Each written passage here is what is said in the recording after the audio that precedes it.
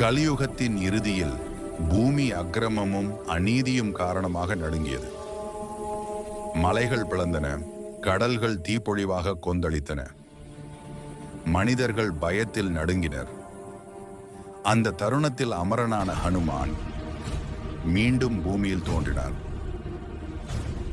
ராமநாமத்தை ஜபித்தபடி அவர் உலகத்தை சுற்றி பறந்தார். தர்மத்தை மறந்தவர்களுக்கு எச்சரிக்கையும் சத்தியத்தை பிடித்திருந்தவர்களுக்கு பாதுகாப்பும் அளித்தார். உலகம் அழிந்தாலும் தர்மம் அழியக்கூடாது என்று ஹனுமான் அறிவித்தார். அவரது வைர சத்தத்தை கேட்டு இருள் பின்னடைந்தது. அப்போது மனிதர்கள் உணர்ந்தனர், உலகத்தின் முடிவு என்பது முடிவல்ல, தர்மத்தின் புதிய பிறப்பாகும். உங்கள் ஆதரவுதான் எங்களின் சக்தி.